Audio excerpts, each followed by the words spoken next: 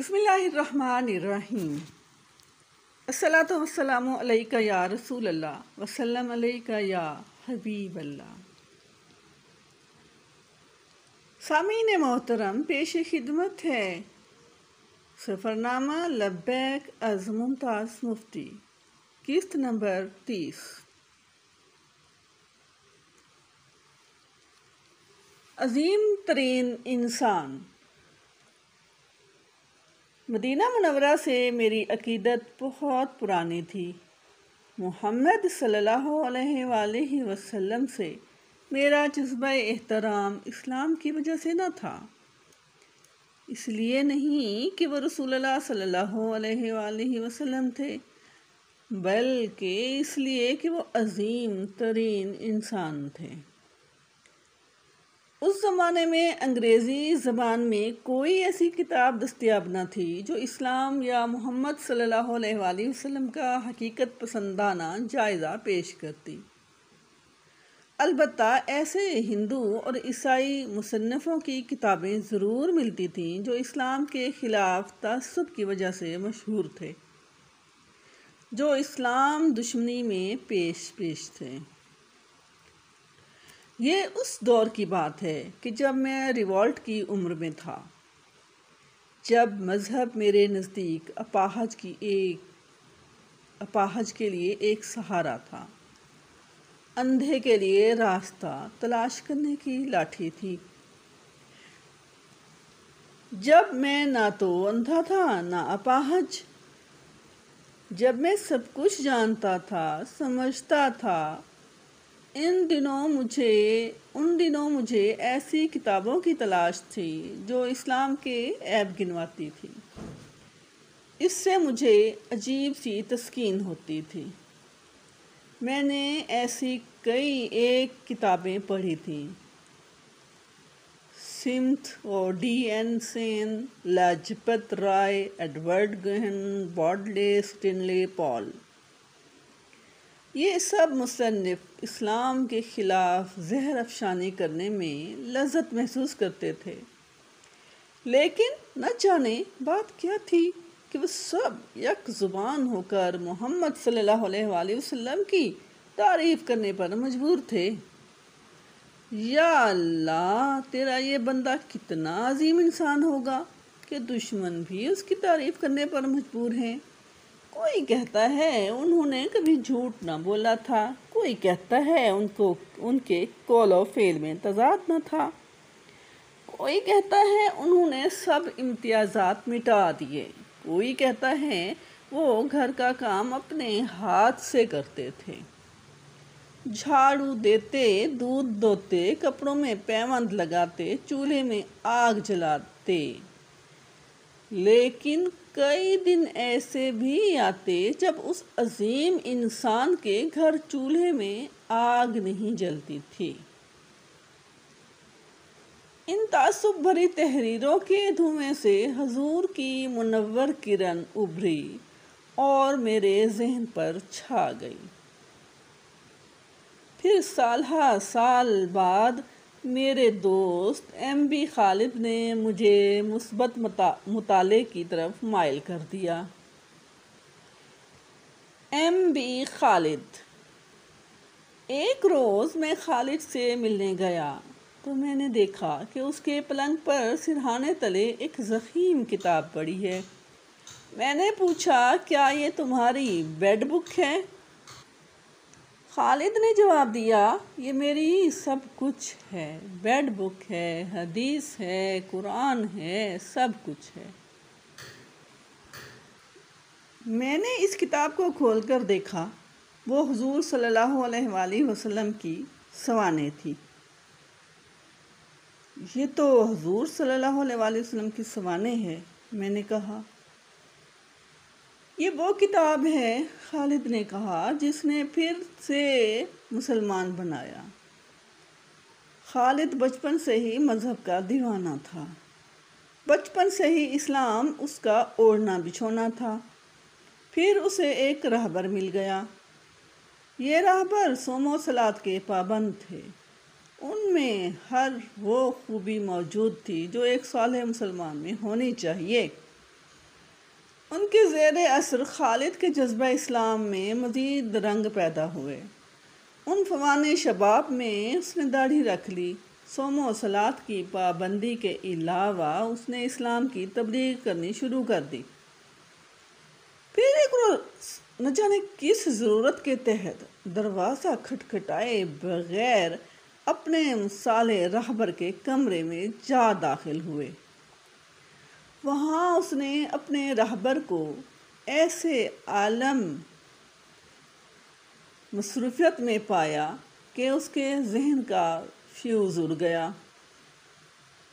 خالد نے داڑھی منڈوا دی، صوم و صلات چھوڑ دی، اسلام کے نام سے بیزار ہو گیا۔ سال ہر سال خالد کی دنیا اجڑی رہی۔ پھر نہ جانے کس نے اس کے ہاتھ میں وہ کتاب تھما دی۔ اس نے حضور صلی اللہ علیہ وآلہ وسلم کی سوانح کو پڑھا۔ اس کی اجڑی ہوئی دنیا کے تنکے پھر سے یکجا ہو گئے۔ اسلام جو اس کی نگاہ میں ریزہ ریزہ ہو چکا تھا پھر سے استوار ہو گیا۔ خالد پھر سے مسلمان ہو گیا۔ حضور کی سوانح پڑھ کر میں مسلمان تو نہ ہوا، لیکن حضور صلی اللہ علیہ وآلہ وسلم کے لیے محبت اور احترام کی مشعل میرے دل میں ضرور روشن ہو گئی۔ نوجوانی میں ہی میرے دل میں یہ آرزو تھی کہ اس عظیم انسان کو جا کر سلام کروں جس کی عظمت کو سبھی تسلیم کرتے تھے، جس کی انسانیت کے سبھی گن گاتے تھے، اپنے بیگانے دوست دشمن سبھی۔ جس ماحول میں نے پرورش پائی تھی اس میں محمد صلی اللہ علیہ وآلہ وسلم کی محبت اور عقیدت یوں رچی بسی تھی جیسے گندھے ہوئے آٹے میں پانی۔ محمد صلی اللہ علیہ وآلہ وسلم کا نام آتا تو لوگ انگلیاں چوم کر آنکھوں پر لگاتے۔ محمد صلی اللہ علیہ وآلہ وسلم کا تذکرہ ہوتا تو آنکھیں بھر آتی، دل دھڑکتے۔ محمد صلی اللہ علیہ وآلہ وسلم کا نام سن کر لوگوں پر کیفیت طاری ہو جاتی۔ سر دھنتے، حال دیکھتے، وجد کرتے، اللہ کا نام چاہے لیے جاؤ، کچھ بھی نہ ہوتا، کچھ بھی نہ ہوتا۔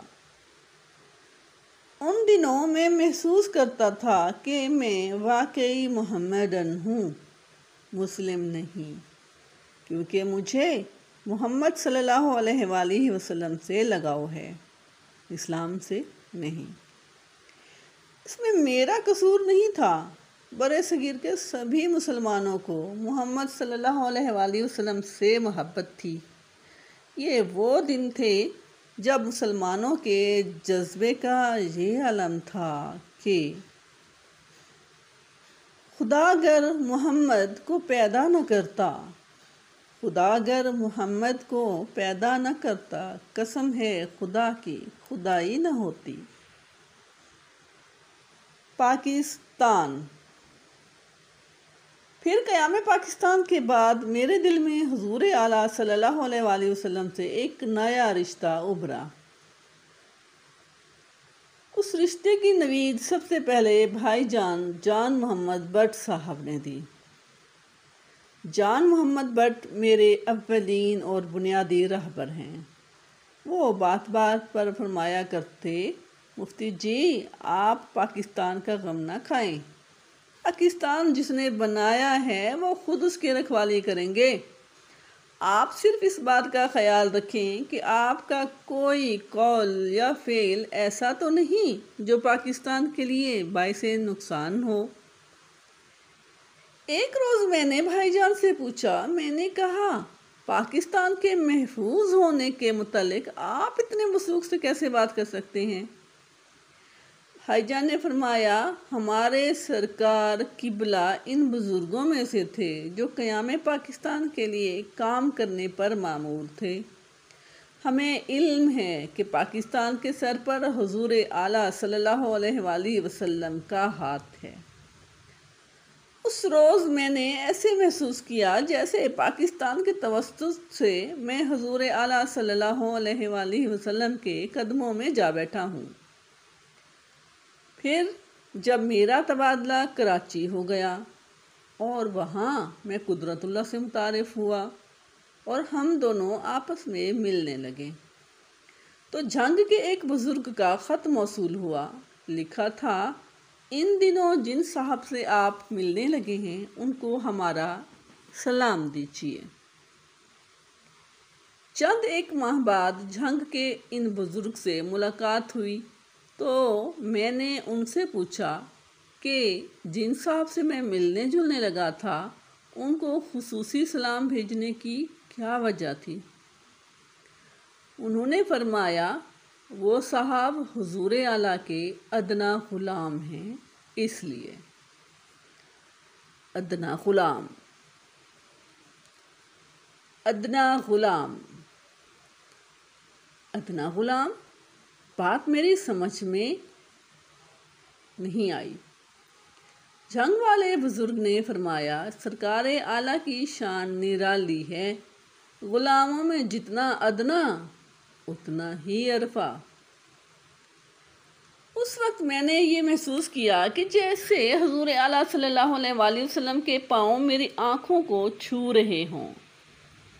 یہ احساس قرب قدرت کے توسط سے تھا۔ اس کے بعد جب میری تعیناتی پریزیڈنٹ ہاؤس راولپنڈی میں قدرت اللہ کے ماتحت ہو گئی تو ایک روز ایک شخص مدینہ منورہ سے صدر کے نام ایک پیغام لایا۔ یہ پیغام مسجد نبوی کے چابی بردار کی طرف سے تھا۔ آپ پنجاب کے رہنے والے تھے، فوج میں بھرتی ہوئے، جنگ عظیم میں مڈل ایسٹ میں پہنچے، حضور اعلیٰ صلی اللہ علیہ وآلہ وسلم کی خدمت میں حاضری کا جذبہ جنون بن گیا۔ ایک روز چپکے سے مدینہ منورہ کو عازم ہوئے۔ وہاں پہنچ کر ایسی کیفیت طاری ہوئی کہ وہیں کے ہو رہے خادم بنے۔ پھر یہ عظیم اعزاز حاصل ہوا کہ مسجد نبوی کے چابی بردار بن گئے۔ بھیڑوں کا رکھوالا، ان کا یہ پیغام صدر پاکستان کے نام ہے۔ فرمایا، 1947 میں ہم نے خواب دیکھا کہ ایک پودا مسجد نبوی صلی اللہ علیہ وآلہ وسلم سے پھوٹا اور دیکھتے ہی دیکھتے بیل کی طرح بہت دور تک چلا گیا۔ اس کے پرلے سرے پر سبز پتیاں نکل آئیں۔ کئی ایک سال کے بعد پھر وہی خواب دیکھا کہ اس پودے کے پرلے سرے پر جو پتیاں پھوٹی تھیں وہ خشک ہو گئی ہیں، لیکن مسجد نبوی میں اس کی جڑ چونکہ ہری ہے۔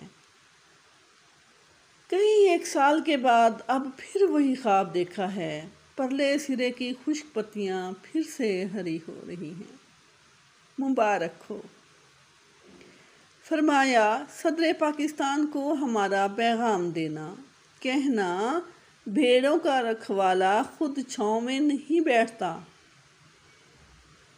اس پیغام کو سننے کے بعد میں نے محسوس کیا جیسے میں اس پودے کی ایک مرجھائی ہوئی پتی ہوں جس کی جڑیں مسجد نبوی میں ہیں۔ اس روز میں حضور اعلیٰ کی ایک بھیڑ بن گیا۔ اس وقت میں ان حضور اعلیٰ کی خدمت میں حاضری دینے جا رہا تھا اور اس شخص کی معیت میں جا رہا تھا جسے حضور اعلیٰ صلی اللہ علیہ وآلہ وسلم کا ایک ادنا غلام ہونے کا شرف حاصل تھا۔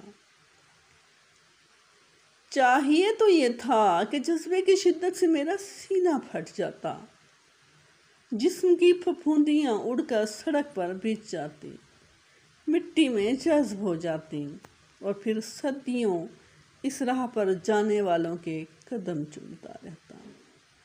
لیکن کچھ بھی نہیں ہو رہا تھا، کچھ بھی نہیں، دل بند، قلب بند، خالی، جیسے ساری کائنات کا خلا میرے سینے میں آ گھسا ہو۔ عالم۔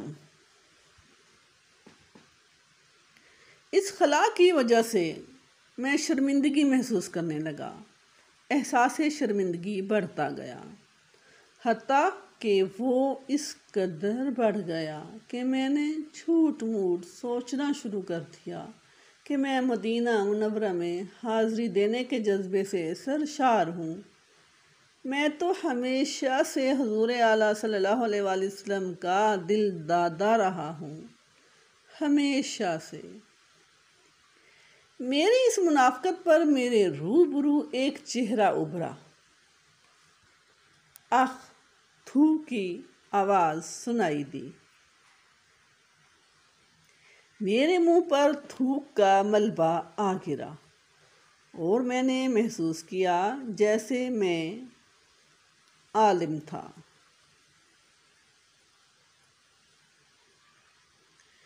عالم ایک عیاش تاجر تھا، دنیا کی سیاحت کے لیے پاکستان سے نکلا۔ اتفاقاً پہلے سعودی عرب جا پہنچا۔ سوچا چلو چلتے چلتے عمرہ ہی کر لیں۔ مکہ معظمہ پہنچ کر اس نے شدت سے محسوس کیا کہ وہ ایک غلیظ شے ہے۔ یہ احساس اس پر طاری ہوتا گیا۔ پھر اس نے محسوس کیا کہ لوگ حیرت اور نفرت سے اس کی طرف دیکھ رہے ہیں۔ تو یہاں تو، حقارت بھری آوازیں چاروں طرف گونجی۔ پھر آخ تھو کی آواز آئی۔ اس کے منہ پر تھوک کا ملبہ آ گرا۔ پھر چاروں طرف سے آخ تھو کی بھرمار ہونے لگی۔ عالم بھاگ گیا، سر پر پاؤں رکھ کر مکے سے بھاگا۔ کہاں جاؤں وہ سوچنے لگا۔ مدینہ شریف جانے والی بس نے اسے اٹھایا۔ مدینہ شریف میں داخل ہونے سے پہلے اسے خیال آیا اگر یہاں بھی پناہ نہ ملی تو۔ اس پر خوف طاری ہو گیا۔ وہ بس سے اتر گیا، ڈرتا ڈرتا پیدل شہر میں داخل ہوا۔ شہر کے باہر حضور صلی اللہ علیہ وآلہ وسلم خود کھڑے تھے۔ آجا عالم، حضور صلی اللہ علیہ وآلہ وسلم نے فرمایا، آجا، ڈر نہیں۔ عالم آج تک مدینے میں مقیم ہے۔ دفعتاً مجھ پر خوف طاری ہو گیا۔ میں تو منافق ہوں، میرا قلب غلاظت سے بھرا ہوا ہے۔ پھر میں کس منہ سے حضور کی خدمت میں حاضری دے سکتا ہوں؟ حضور صرف عظیم انسان ہی نہیں، رسول اللہ بھی ہیں۔ اگر انہوں نے مجھے رد کر دیا تو؟ نہیں، ایسا نہ کہو۔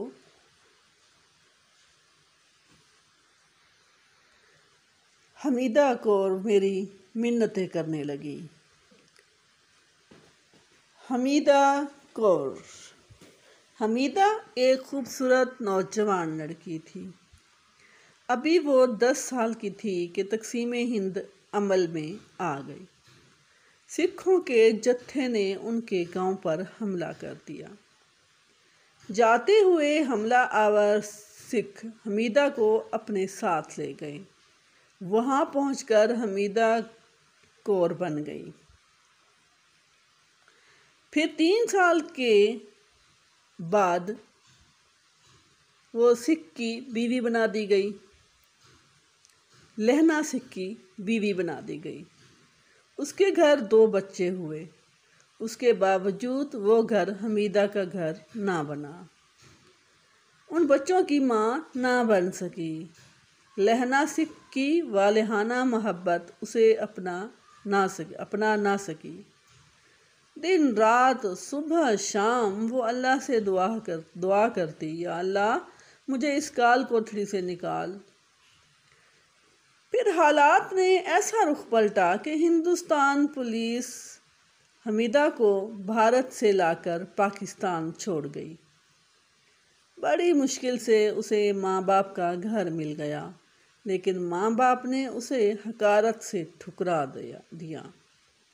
وہ برادری کی وجہ سے مجبور تھے، کیونکہ حمیدہ سکھ کی بیاہتا تھی اور 2 سکھ بچوں کی ماں تھی۔ پھر حمیدہ نے گڑ گڑا کر رسول اللہ صلی اللہ علیہ وآلہ وسلم کی خدمت میں عرض کی، یا رسول اللہ صلی اللہ علیہ وآلہ وسلم، مجھ پر اپنا وطن تنگ ہو گیا ہے، مجھ پر میرے اپنے ماں باپ کے گھر کا دروازہ بند ہو گیا ہے، میرے لیے اب دنیا میں کوئی پناہ گاہ نہیں رہی۔ یا رسول اللہ صلی اللہ علیہ وآلہ وسلم، مجھے اپنے قدموں میں بلا لو۔ حضور صلی اللہ علیہ وآلہ وسلم کے قدموں میں امان پانے کی خواہش حمیدہ کے دل میں جنون بن گئی۔ لیکن مدینہ منورہ پہنچنے کے لیے روپے کی ضرورت تھی۔ روپیہ اکٹھا کرنے کی صرف ایک صورت تھی۔ اپنے اس خواہش کو پورا کرنے کے لیے حمیدہ نے اپنا جسم بیچنا شروع کر دیا۔ وہ 1 سال میں رقم اکٹھی ہو گئی تو حمیدہ عازم مدینہ منورہ ہو گئی۔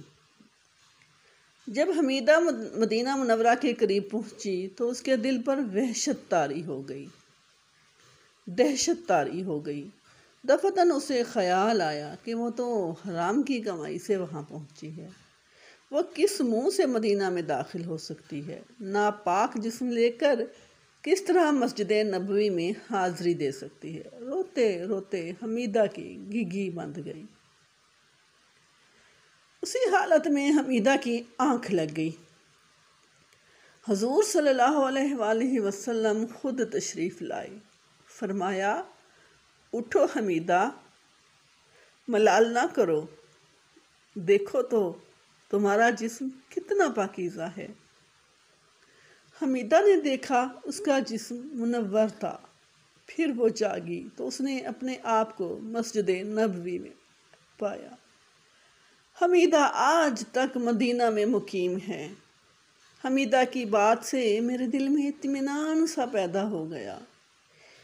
میں بھی بے وقوف ہوں، میں نے سوچا، جو خام خواہ ڈر رہا ہوں۔ یہاں تو رحمت کا دریا ٹھاٹھیں مار رہا ہے، پھر ڈر کیسا؟ یا حضور صلی اللہ علیہ وآلہ وسلم، یہ سچ ہے۔ میں نے گڑ گڑا کر گزارش کی کہ اس وقت میرے دل میں مدینہ منورہ میں حاضری دینے کی طلب نہیں۔ پھر میں حضور صلی اللہ علیہ وآلہ وسلم کے ایک ادنا غلام کی معیت میں حاضر ہو رہا ہوں۔ کچھ دیر تو میں مطمئن بیٹھا رہا، پھر وسوسوں نے پھر سے سر اٹھایا۔ خیال آیا کہ حمیدہ کا صرف جسم ناپاک تھا، میری تو روح بھی ناپاک ہے۔ حمیدہ نے تو صرف جسم بیچا تھا، میں نے تو ذہن اور روح ہی گروی رکھے ہوئے تھے۔